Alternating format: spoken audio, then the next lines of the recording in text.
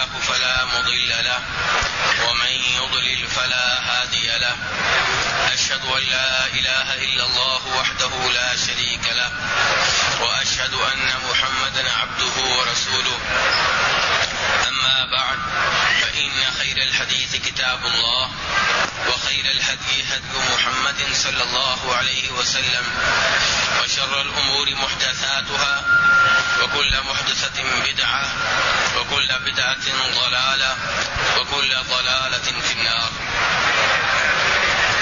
میرے بھائیو، آج بھی امام نووی رحمہ اللہ کی مشہور و معروف کتاب الاربعین کی احادیث میں سے ایک حدیث آپ کے سامنے رکھوں گا، اور یہ وہ حدیث ہے جسے امام بخاری نے، امام مسلم نے اور دیگر حدیث کے کئی اماموں نے اپنی اپنی احادیث کی کتب میں جگہ دی ہے. اس حدیث کو نبی علیہ الصلوۃ والسلام سے روایت کرنے والے صحابی کا نام ہے عبداللہ ابن عمر رضی اللہ تعالی عنہما. کہتے ہیں کہ فرمایا نبی علیہ الصلوۃ والسلام نے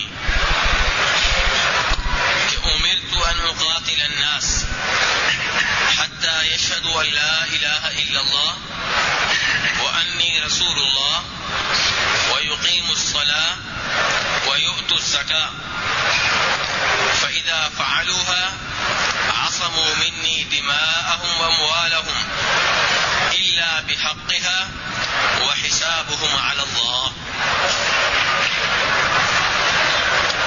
یہ حدیث بڑی عظیم حدیث ہے.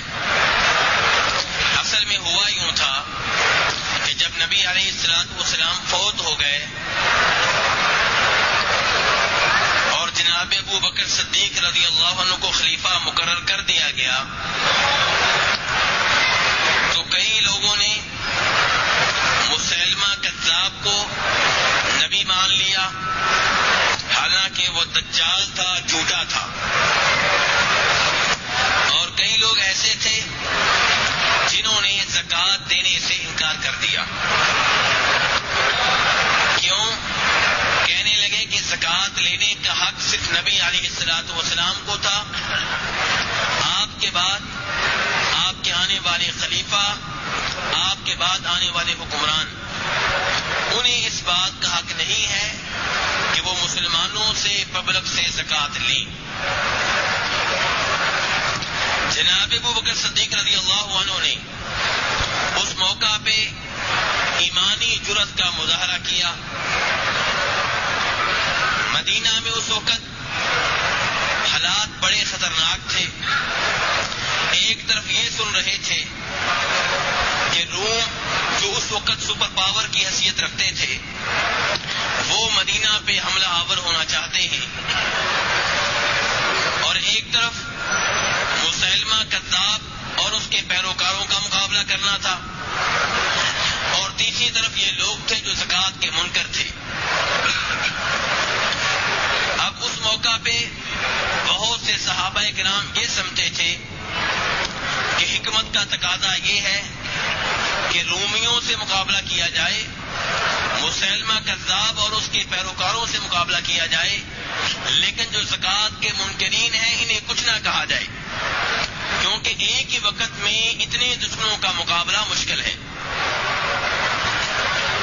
جناب عمر فاروق رضی اللہ عنہ جناب ابو بکر صدیق رضی اللہ عنہ کو مسلسل زکوٰۃ کے منکرین سے لڑنے سے روک رہے تھے کہ ان سے آپ نہ لڑیں، کیونکہ انہوں نے کلمہ پڑھا ہوا ہے، یہ نماز ادا کرتے ہیں، صرف ایک زکوٰۃ کا مسئلہ ہے.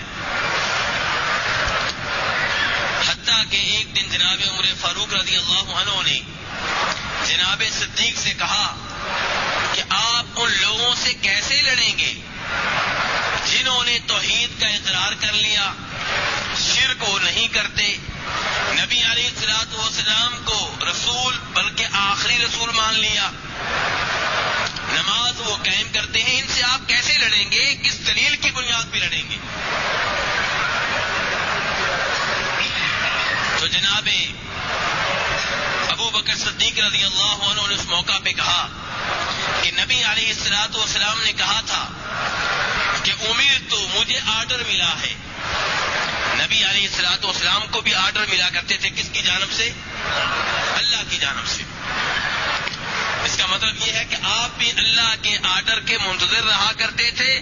جیسے عام لوگوں پہ اللہ کا آرڈر چلتا ہے، آپ پہ بھی اللہ کا آرڈر چلتا تھا. تو آپ کہہ رہے ہیں مجھے آرڈر ملا ہے. کیا آرڈر ملا ہے؟ کہ میں لوگوں سے لڑوں، لوگوں سے جہاد کروں. حتی یشہدوا ان لا الہ الا اللہ، اس وقت تک لڑتا رہوں، جہاد کرتا رہوں جب تک کہ یہ اس بات کا اعلان نہ کر دیں، اس بات کا اعتراف نہ کر لیں، اس بات کی گواہی نہ دے لیں کہ اللہ کے سوا کوئی سچا معبود نہیں ہے اور محمد یعنی کہ میں اللہ کا رسول ہوں، اور نماز قائم کریں اور زکوٰۃ ادا کریں. میرے بھائیو، اسلام، دین اسلام بالکل واضح ہے.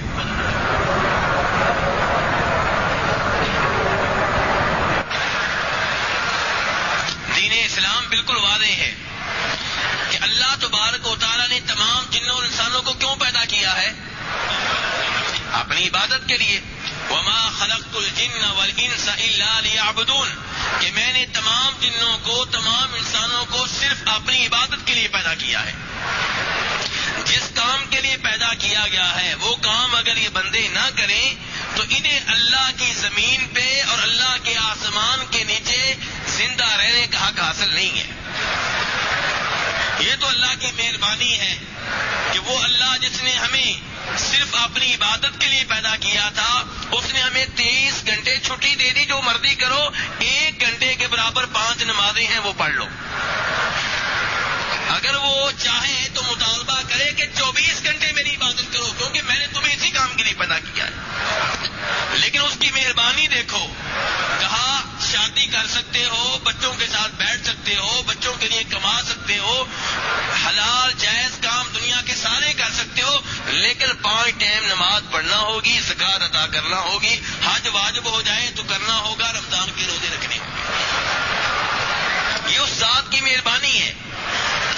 اگر ہم میں سے کسی کا کوئی ڈرائیور ہو، اسے ہم تنخواہ دیتے ہوں، کوئی نوکر رکھا ہو اسے تنخواہ دیتے ہوں، گھر میں نوکرانی رکھی ہو اسے تنخواہ دیتے ہوں، اور نوکرانی گھر کے کام نہ کرے، نوکر گھر کے کام نہ کرے، ڈرائیور تنخواہ لے، ڈرائیونگ نہ کرے، ہم اسے کبھی بھی گھر میں نہیں رہنے دیں گے.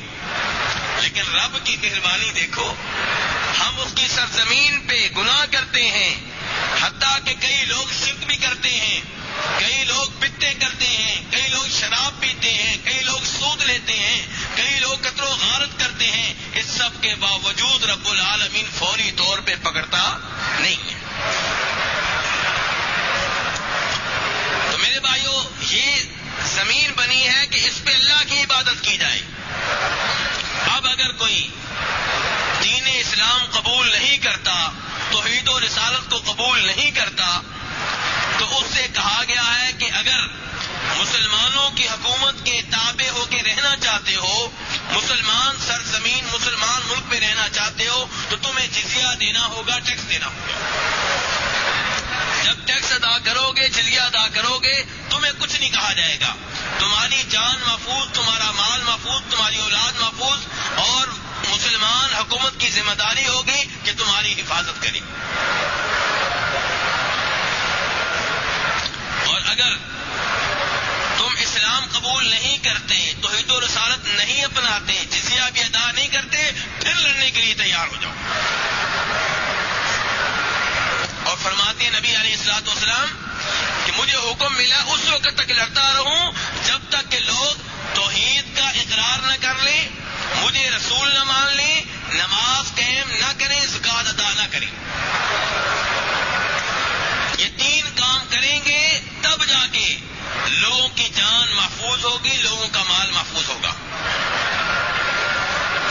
اگر کوئی آدمی توحید کا اعتراف کر لیتا ہے، یعنی کہ یہ مان لیتا ہے کہ اللہ عبادت کا حقدار ہے، یہ توحید ہے میرے بھائیوں؟ نہیں، یہ توحید نہیں ہے. یہ توحید نہیں ہے. یہ مان لینا کہ اللہ عبادت کا حقدار ہے، یہ توحید نہیں ہے. اللہ کی قسم یہ توحید نہیں ہے. پہلے موحد ہوتے ہیں. توحید یہ ہے کہ اللہ عبادت کا حقدار ہے اور اللہ کے سوا کوئی اور عبادت کا حقدار نہیں ہے. یہ ہے توحید. ورنہ مکہ کے مشرک اللہ کی عبادت کرتے تھے، حج وہ کرتے تھے، عمرہ وہ کرتے تھے، طواف وہ کرتے تھے، بیت اللہ انہوں نے تعمیر کیا تھا، بیت اللہ کے متولی تھے، حاجیوں کی خدمت کرتے تھے، حاجیوں کو ستو بلاتے تھے. لیکن پھر بھی کافر کے کافر ٹھہرے، مشرک کے مشرک ٹھہرے. کیوں؟ کیونکہ ساتھ ساتھ اوروں کی عبادت بھی کرتے تھے. اوروں کو کیا اللہ کے برابر سمجھتے تھے؟ جی نہیں، اللہ کے برابر نہیں سمجھتے تھے. انہوں نے بھی وہی سلسلہ چلا رکھا تھا جو افسوس سے کہنا پڑتا آج کئی مسلمانوں نے چلا رکھا ہے. وہ بھی کہتے تھے یہ بزرگ ہیں اور یہ اصل نہیں ہے، یہ رب کے برابر نہیں ہے، یہ تو وسیلہ ہے، یہ تو ذریعہ ہے، یہ تو سیڑھی ہے، اللہ کے قریب کر دیتے ہیں، اللہ کے ہاں ہماری سفارش کرتی ہیں. یہ اپنی طرف سے نہیں کہہ رہا، قرآن پاک پڑھ کے دیکھ لیجیے. 23واں پارہ سورہ زمر ابتدائی آیات. والذین اتخذوا من دونہ اولیاء، وہ لوگ جنہوں نے اللہ کے سوا ولی بنا رکھے ہیں. کوئی یہ نہ کہے بتوں والی آیتیں ہیں. وہ لوگ جنہوں نے اللہ کے سوا اولیاء ولی بنا رکھے ہیں. ان سے پوچھا جائے ان کو ولی کیوں بنایا ہوا ہے، ان کی عبادت کیوں کرتے ہو، ان کی پرستش کیوں کرتے ہو، ان کے نام پہ بکرے ذبح کیوں کرتے ہو، ان کے نام پہ طواف کیوں کرتے ہو، ان کو کیوں پکارتے ہو، ان کو کیوں مشکل کشا سمجھتے ہو، ان کو کیوں حاجت روا سمجھتے ہو؟ کہتے ہیں ما نعبدهم الا لیقربونا الی اللہ زلفی. ہم یہ مانتے ہیں کہ ہم ان کی عبادت کرتے ہیں لیکن ان کو اصل نہیں مانتے. الا لیقربونا الی اللہ زلفی، یہ ہمیں اللہ کے قریب کر دیتے ہیں.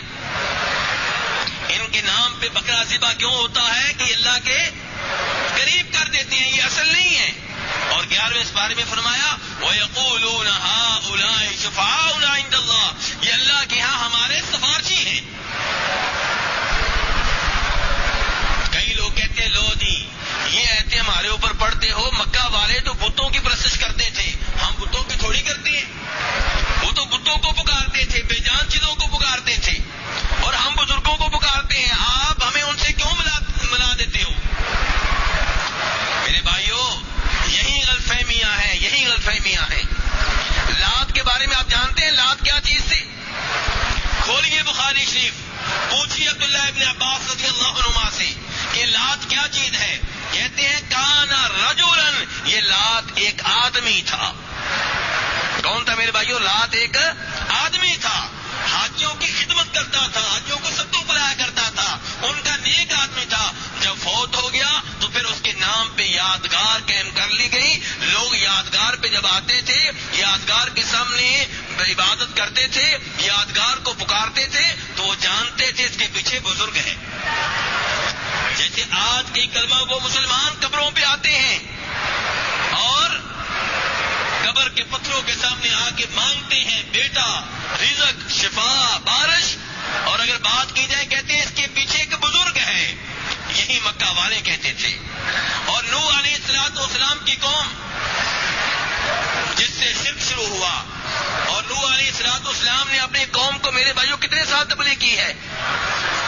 950 سال. 950 سال نوح علیہ السلام اپنی قوم کو شرک سے روکتے رہے.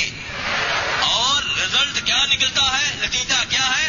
وَمَا آمَنَ مَعَهُ إِلَّا قَلِيلٌ. فرمایا ان کو پر ایمان لانے والے کتنے تھے؟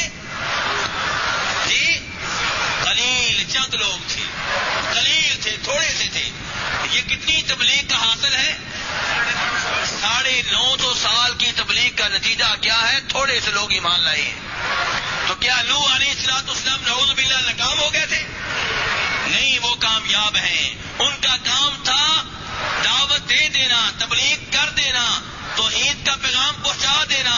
انہوں نے حق ادا کر دیا، انہوں نے کوئی کمی نہیں کی، کوئی کوتاہی نہیں کی. اگر قوم نہ مانے تو نبی کیا کر سکتی ہے؟ جب شرک شروع ہو جائے تو اسے ختم کرنا بڑا مشکل ہوتا ہے. آج جو قبر والوں کو پکارتے ہیں ان سے بات کر کے دیکھ لیں، آپ کو مارنے پہ آ جائیں گے، آپ کی بات نہیں مانیں گے. یہی کچھ نبیوں کے ساتھ ہوتا رہا ہے. روزے قیامت کئی نبی ایسے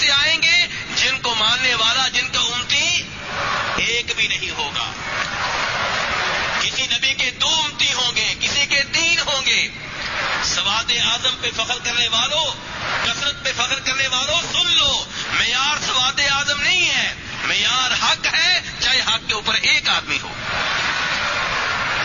ابراہیم علیہ السلام تنہا امت تھے، تو کہنا چاہتا ہوں کہ یہ شرک جس کو ختم کرنے پہ نوح علیہ السلام نے اپنی زندگی کے 950 سال وقف کر دیے، ختم نہیں کر سکے، شروع کیسے ہوا تھا؟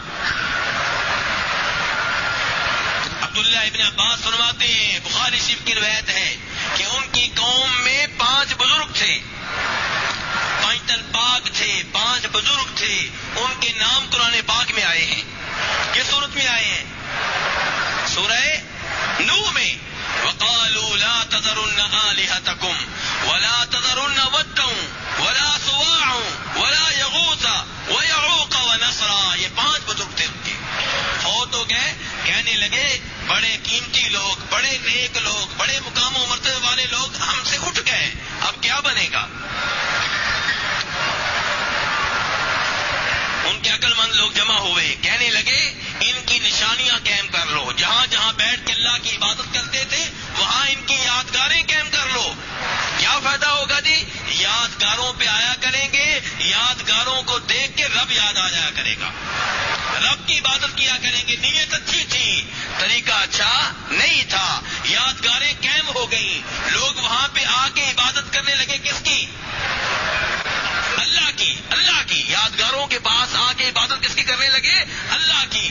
ایک نسل ختم ہوئی، دوسری ختم ہوئی، شیطان موقع کی تاک میں تھا، اس نے ان لوگوں سے کہا کہ تمہارے بڑے انہی کو آ کے سجدہ کرتے تھے، انہی کو رکوع کرتے تھے، انہی کے سامنے ہاتھ پھیلاتے تھے، انہی سے مانگتے تھے، انہی سے دعا کرتے تھے، انہی سے شفا لیتے تھے۔ چنانچہ شرک شروع ہو گیا، ایسا شروع ہوا، اس نے ایسی جڑ پکڑی کہ نوح علیہ السلام جیسا عظیم پیغمبر، عظیم نبی، 950 سال تبلیغ کی ہے، صبح و شام کی ہے، دن رات تو کی ہے، کبھی سرگوشیوں کے ساتھ کی ہے، کبھی آستہ آواز سے کی ہے، کبھی بلند آواز سے کی ہے، کبھی ایک آدمی کو پکڑ کے کی ہے، کبھی مجمع عام میں کی ہے، لیکن رزلٹ قرآن پاک یہ دیتا ہے کہ وما آمن معه الا قلیل، ان کے اوپر ایمان لانے والے تھوڑے تھے، اور تو اور ان کا بیٹا بھی ان کے ساتھ نہیں تھا، ان کی بیگم ان کے ساتھ نہیں تھی۔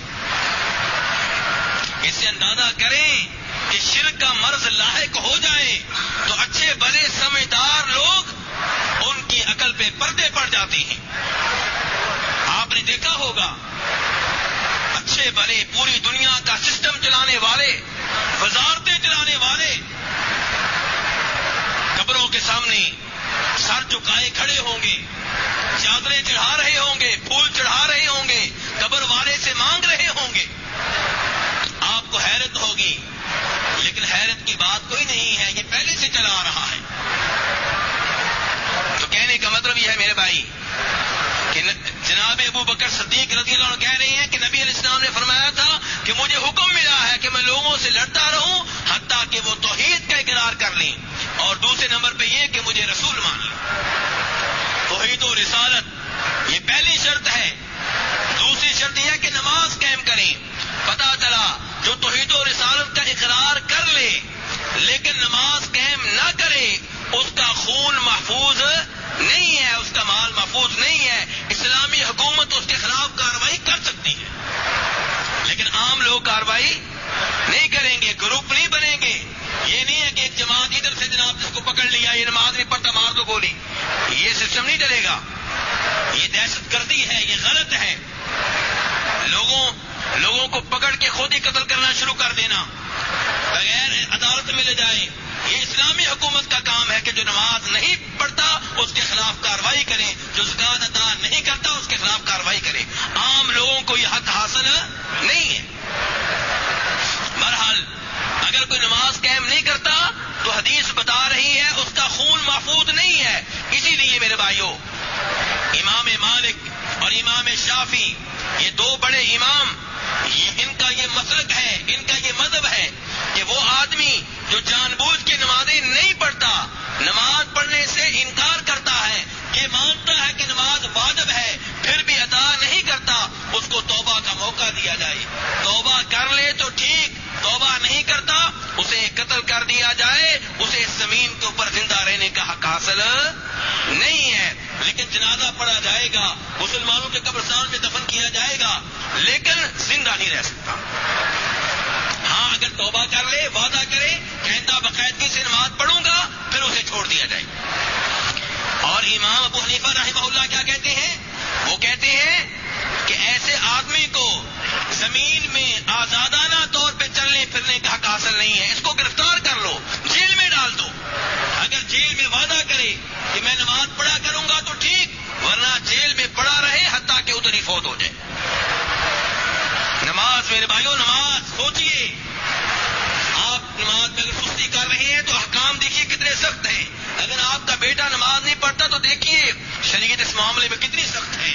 اگر آپ کی بیگم نماز نہیں پڑھتی، آپ کے رشتے دار نماز نہیں پڑھتے، آپ کے پارٹنر نماز نہیں پڑھتے تو ان کی فکر کیجیے۔ گزشتہ روز میں نے حدیث بیان کی تھی، 3 کی چیز کا نام ہے خیر خائی کا، ان کی خیر خائی کیجیے، انہیں جہنم کی آگ سے بچائیے۔ اور امام احمد ابن حنبل رحمہ اللہ تو یہ کہتے ہیں کہ یہ آدمی جو جان بوجھ کے مسلسل نماز نہیں پڑھتا، اسے توبہ کا موقع دو، توبہ کر لے تو ٹھیک، ورنہ اسے قتل کر دو۔ لیکن کیوں؟ یہ کافر ہو چکا ہے۔ امام مالک، امام شافعی کہتے ہیں قتل کر دو، لیکن وہ کافر نہیں ہے، گنہگار ہے، مجرم ہے، لیکن کافر نہیں ہے۔ امام احمد کہتے ہیں نہیں، یہ کافر ہے۔ جب کافر ہے قتل ہو گیا، اب جنازہ نہیں پڑھیں گے، مسلمانوں کے قبرستان میں دفن نہیں کریں گے، اور اس کی اولاد اس کی وارث نہیں ہوگی کیونکہ وہ مسلمان ہے اور یہ کافر ہے۔ میرے بھائیوں، عمرے کے لیے آپ آ گئے، عمرہ آپ کو مبارک ہو، لیکن نماز عمرے سے زیادہ اہمیت رکھتی ہے۔ حج کے لیے آپ آتے ہیں، الحمدللہ اللہ آپ کا حج قبول فرمائے، لیکن نماز حج سے زیادہ اہمیت رکھتی ہے۔ نبی علیہ السلام فرما رہے ہیں کہ مجھے حکم ملا ہے کہ میں لوگوں سے لڑتا رہوں جب تک کہ توحید و رسالت کا اقرار نہ کر لیں، نماز نہ قائم کریں اور زکوٰۃ نہ دیں۔ اب عمر فاروق کہہ رہے ہیں جناب ابوبکر صدیق سے کہ آپ ان لوگوں سے کیسے لڑیں گے، کیسے تلوار چلائیں گے ان کے اوپر تو زکوٰۃ ادا نہیں کرتے، جبکہ انہوں نے کلمہ پڑھا ہوا ہے، وہ لا الہ الا اللہ محمد رسول اللہ کی گواہی دیتے ہیں۔ تو جناب ابوبکر صدیق نے کہا کہ نبی علیہ السلام نے کہا تھا کہ ان لوگوں کا خون اس وقت تک محفوظ ہے، ان کی جان اس وقت تک محفوظ ہے، ان کا مال اس وقت تک محفوظ ہے جب تک کہ توحید و رسالت کا اقرار کرتے رہیں، نماز قائم کرتے رہیں، زکوٰۃ ادا کرتے رہیں۔ اور کہا جناب ابوبکر نے اللہ کی قسم جو زکوٰۃ میں اور نماز میں فرق کرے گا میں اس سے لڑوں گا، حتیٰ کہ اگر کوئی آدمی نبی علیہ السلام کے زمانے میں زکوٰۃ کے طور پہ بکری کے ساتھ بکری کی رسی دیتا تھا، مجھے نہیں دے گا، میں اس سے جہاد کروں گا، میں اس کے خلاف لڑوں گا۔ اسلامی حکومت اس کا فرض ہے کہ اس کے ملک میں لوگ نماز قائم کریں، زکوٰۃ ادا کریں، اور اگر کوئی آدمی نماز قائم نہیں کرتا، زکوٰۃ ادا نہیں کرتا، وقت کی حکومت اس کے خلاف کارروائی کرے گی۔ لیکن بار بار بتا رہا ہوں، کون کرے گی کارروائی؟ عام آدمی نہیں۔ ہاں، باپ اپنے بیٹے کے خلاف کارروائی کر سکتا ہے، یہ ایک الگ موضوع ہے، لیکن یہ کہ چند لوگ مل کے کسی آدمی کو پکڑیں، لو جی نماز نہیں پڑھتا اس کو گولی مار دو، یہ زکوٰۃ ادا نہیں کرتا اس کو گولی مار دو، اس نے قرآن پاک کی توہین کی ہے کیونکہ قرآن پاک کے اور آگ جلائی ہے اس کو گولی مار دو۔ نہیں میرے بھائی، اسلامی حکومت کے یہ فرائض ہیں، آپ معاملہ اسلامی حکومت کے سپرد کریں، اس کا کام ہے ان لوگوں کے خلاف کارروائی کرنا۔ تو کہا جناب ابوبکر صدیق نے کہ فرمایا تھا نبی علیہ السلام نے کہ جب لوگ توحید و رسالت کا اقرار کر لیں، نماز قائم کریں، زکوٰۃ ادا کریں، پھر ان کی جان محفوظ ہے، ان کا مال محفوظ ہے۔ لیکن فرمایا الا بحقھا، مسلمان تو ہم نے ان کو مان لیا کیونکہ نماز قائم کرتے ہیں، زکوٰۃ ادا کرتے ہیں، توحید و رسالت کا اقرار کرتے ہیں، اگر اسلام کے کسی حق کی وجہ سے قتل کرنا پڑے تو پھر بھی قتل کریں گے۔ مثلا اگر کوئی شادی شدہ آدمی بدکاری کرتا ہے اور اعتراف کر لیتا ہے بدکاری کا، یا 4 گواہ مل جاتی ہیں، تو پھر بھی اسلامی حکومت اس کے ساتھ کیا کرے گی؟ اسے سنسار کرے گی۔ اسے کیا کرے گی؟ سنسار کرے گی۔ جی ہاں، یہ حکم سن کے کہیں آپ کے دل پریشان تو نہیں ہوئے؟ اگر پریشان ہوئے ہیں تو اس دل کا علاج کریں. شریعت کے ایسے احکام سن کے خوش ہونا چاہیے آپ کو. اللہ کے احکام پہ راضی ہونا چاہیے. جو اللہ نے حکم دیا وہ بہترین حکم ہے. اور جان لیں کہ اگر ایک دفعہ کسی کو سنسار کر دیا جائے پورے ملک میں امن ہو جاتا ہے. پورے ملک کی عورتوں کی عزت محفوظ ہو جاتی ہے. اللہ کی طرف سے رحمتیں نازل ہوتی ہیں. اس ملک میں امن و امان مستحکم ہو جاتا ہے. اس ملک میں اللہ کا رزق نازل ہوتا ہے. اور دوسرے نمبر پہ فرمایا اللہ بحقھا میں یہ بھی داخل ہے میرے بھائیوں کہ اگر پہلے میں نے کہا تھا کہ اگر شادی شدہ آدمی بدکاری کرے گا اسے سنسار کیا جائے گا. دوسرے نمبر پہ اگر کوئی دین اسلام قبول کر لینے کے بعد دین اسلام ترک کر دیتا ہے مرتد ہو جاتا ہے تو اس کی گردن بھی اتاری جائے گی. اسلام قبول کرنے میں زبردستی نہیں ہے لیکن قبول کرنے کے بعد چھوڑنے کی اجازت نہیں ہے. کیوں؟ یہ کافر منصوبے بناتے ہیں مسلمانوں کے دین سے لوگوں کو متنفر کرنے کے لیے پروگرام بناتے ہیں. نبی علیہ الصلوۃ والسلام کے زمانے میں بھی انہوں نے پروگرام بنائے. کیا کہ صبح مسلمان ہو جاؤ اور رات کو کہو جی مجھے دین اچھا نہیں لگا, میں پورا ایک دن اس دین میں رہا مجھے اچھا نہیں لگا, تاکہ وہ لوگ جو پہلے سے مسلمان ہیں وہ بھی اپنے دین کے بارے میں پریشان ہو جائیں, وہ بھی اپنے دین سے متنفر ہو جائیں. اس لیے یہ کام کرنے کی اجازت نہیں ہے. آپ اسلام قبول کریں مطمئن ہو کر, جلد بازی سے کام نہ لیں. جب مسلمان ہو گئے تو اب دین اسلام ترک کرنے کی اجازت نہیں ہے. تو اگر کوئی شادی شدہ بدکاری کرے گا اسے سنسار کیا جائے گا, اور اگر کوئی مرتد ہو جائے گا اسے قتل کیا جائے گا. اور ایسے اگر کوئی کسی کو قتل کرتا ہے تو قاتل کو مقتول کے بدلے میں قتل کیا جائے گا.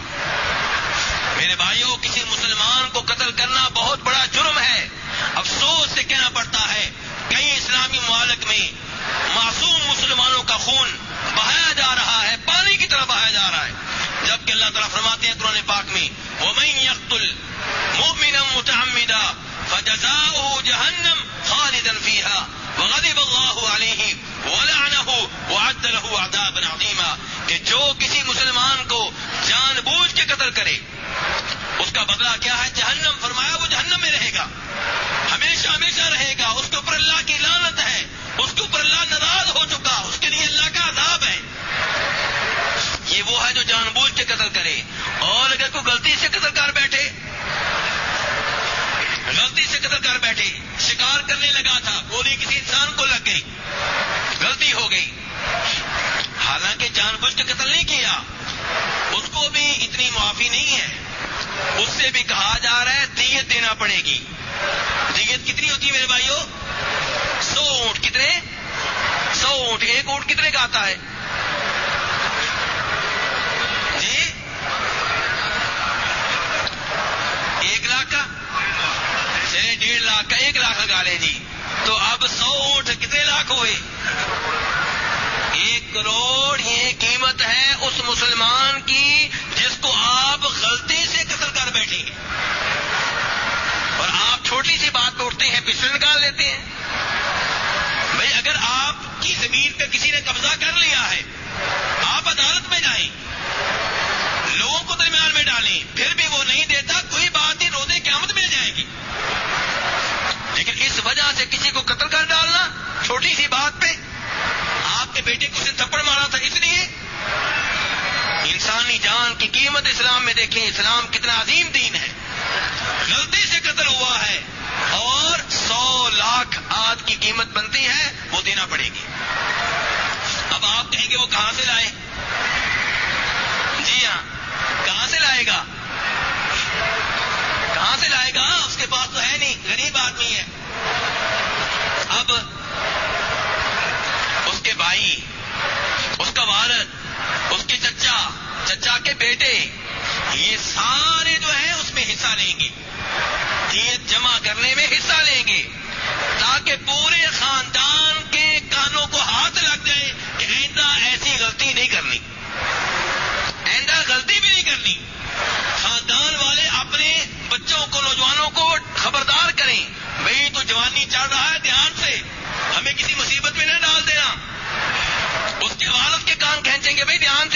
تمہارا بیٹا آوارہ ہو رہا ہے، ہمیں کسی مصیبت میں نہ ڈال دینا. یہ انسانی جان کی قیمت ہے اسلام میں میرے بھائیوں. تو اس لیے میرے بھائیوں کسی کو ناحق قتل کرنے کی اسلام میں اجازت نہیں ہے.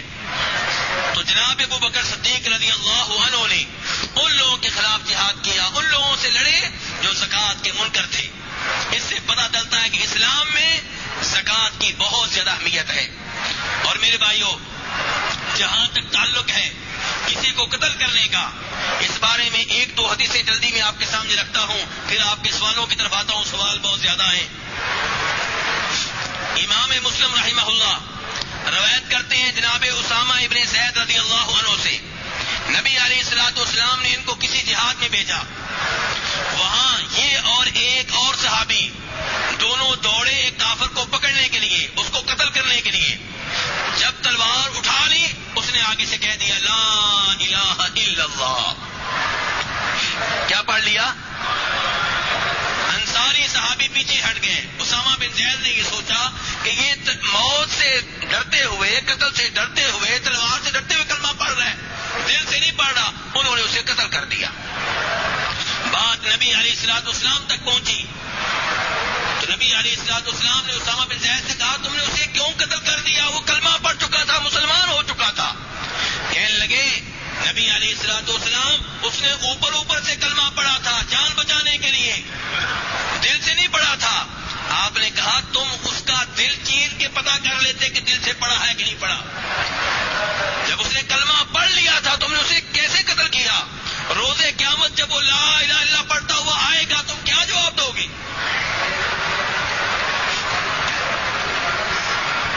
اور یہاں سے ایک اور چیز بھی معلوم ہوئی کہ صحابہ کرام بھی اللہ کے بہت بڑے ولی ہونے کے باوجود عالم الغیب نہیں تھے.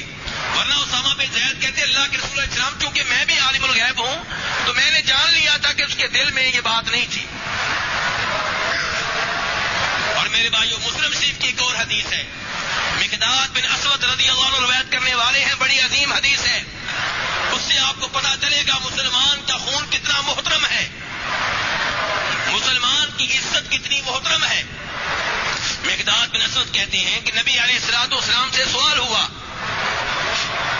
کہ اگر میں میدان جنگ میں، میدان جہاد میں کسی کافر سے لڑ رہا ہوں اور وہ میرے اوپر حملہ کرتا ہے، میرا بازو کاٹ دیتا ہے، میرا بازو کاٹ دیتا ہے اور پھر درخت کے پیچھے چھپ جاتا ہے، اور جب میں حملہ کرنے لگتا ہوں آگے سے کہتا ہے لا الہ الا اللہ، کیا میں اس کو قتل کروں یا نہ کروں؟ نبی علیہ السلام نے فرمایا نہیں تو اسے قتل نہیں کر سکتا. مقداد نے کہا، اس آدمی نے کہا اللہ کے رسول وہ میرا بازو کاٹ چکا ہے. فرمایا تم اسے قتل نہیں کر سکتے کیونکہ اب وہ کلمہ پڑھ چکا ہے، اب تم اسے قتل کرو گے تو کیا ہوگا؟ تم دونوں کی حیثیت تبدیل ہو جائے گی. کیسے؟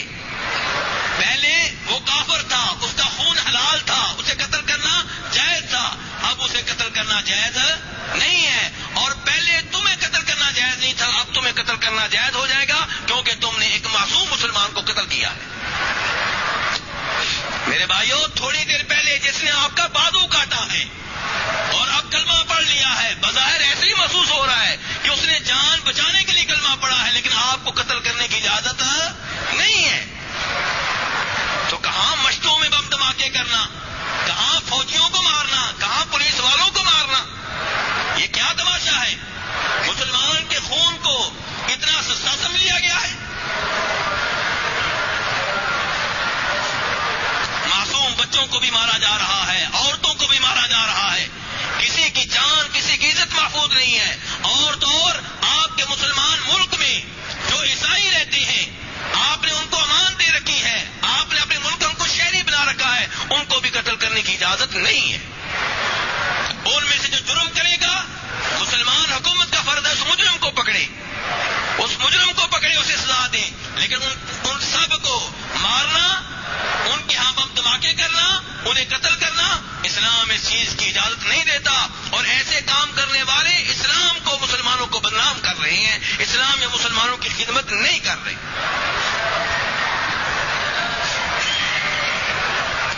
اس لیے نہیں میرے بھائیوں. آپ کے دائیں بائیں آپ کے جو پڑوسی رہتے ہیں ان سے جتنا بھی جھگڑا ہو جائے، آپ کے جو رشتے دار ہیں ان سے جتنا بھی جھگڑا ہو جائے، آپ ان کے اوپر ہتھیار نہ اٹھائیں، قتل نہ کریں، گولی نہ چلائیں، کلاشن کوف نہ استعمال کریں، پسٹل استعمال نہ کریں. آپ اپنا حق لینے کی کوشش کریں عدالت کے ذریعے، با اثر لوگوں کو درمیان میں ڈال کر. اگر حق مل جائے الحمدللہ، نہ ملے تو کئی فیصلے روز قیامت ہونے ہیں. اللہ تبارک و تعالی ہمیں دین اسلام کو صحیح معنوں میں سمجھنے کی توفیق نصیب فرمائے.